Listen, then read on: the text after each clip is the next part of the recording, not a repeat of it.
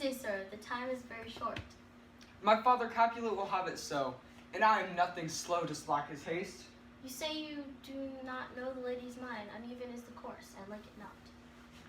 Immoderately she weeps for Tybalt's death, and therefore have I little talked of love, for Venus smiles not in a house of tears.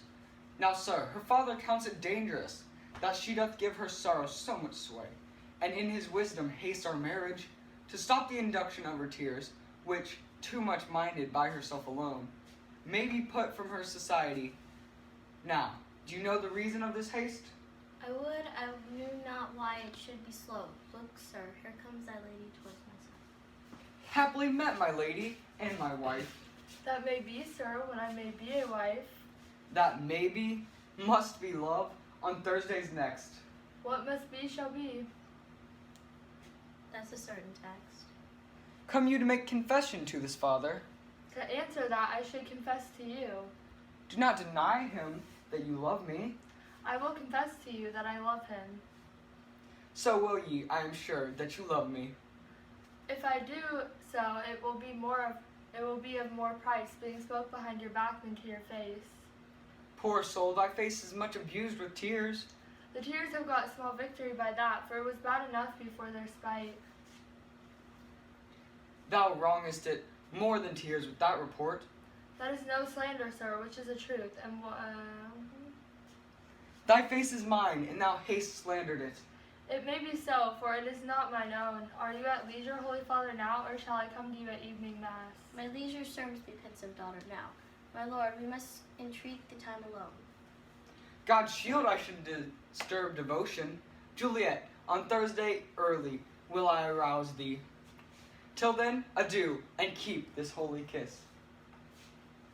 Oh, shut the door, and when thou hast done so, come weep with me, past hope, past cure, past help.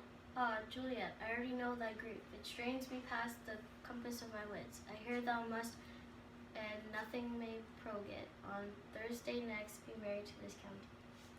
Tell me not, friar, that thou hearest of this, unless thou tell me how I may prevent it. If in thy wisdom thou canst give no help, do thou but call my resolution wise, and with this knife I'll help it presently. God join my heart and Romeo's, thou our hands, and ere this hand by thee to Romeo sealed shall be the label to another deed, or my true heart with treacherous revolt turn to another, this shall slay them both. Therefore, out of thy long experienced time, give me some present counsel, or behold, twixt my extremes and me this bloody knife shall play the umpire, arbitrating that which the commission of thy years and art could to no issue of true honor bring, but not so long to speak. I long to die, if what thou speakest speak not of remedy. Hold, daughter, I do spy a kind of hope, which craves as desperate an execution as that is desperate which would prevent.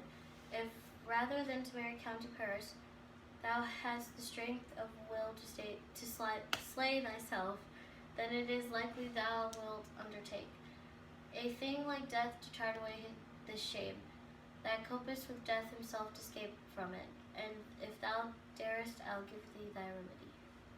Oh, bid me leap rather than marry Paris from off the battlements of yonder tower, or walk in thievish ways, or bid me lurk where serpents are, chain me with roaring bears, or hide me nightly in a charnel house, or covered quite with dead man's rattling bones, with rooky shanks and yellow chapless skulls, or bid me go into a new-made grave, and hide me with a dead man in his shroud, things that to hear them told have made me tremble, and I will do it without fear of doubt, to live an unstained wife to my sweet love.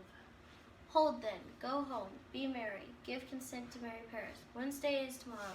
Tomorrow night look that thou lie alone. Let not thy nurse lie with thee in thy chamber.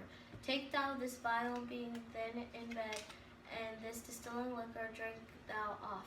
When presently through all thy beings shall run a cold and drowsy humor, for no pulse shall keep his negative process but increase, no warmth, no breath shall testify thou livest.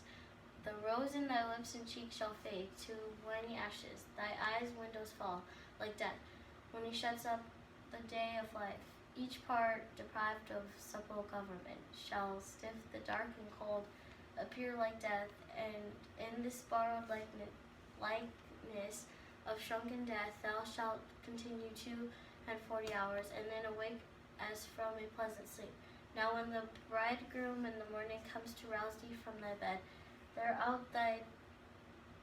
art thou dead. Then as the manner of our country is, in thy best robes uncovered on the bier, thou shalt be born to the same ancient value, where all the kindred of the Capulets lie. In the meantime, against thou shalt awake, shall Romeo by my letters know our drift, and hither shall he come, and he and I still will watch thy waking, and in that very night shall Romeo bear thee hence to Mantua, and this shall free thee from the present shame, if no inconsistent toy nor womanish fear abate thy valor in the acting it. Give me, oh tell not me of fear. Hold, get you gone, be strong and prosperous in this resolve. I'll send you a friar with speed to Mantua with my letter to thy lord. Love, give me strength, and strength shall help afford. Farewell, dear father.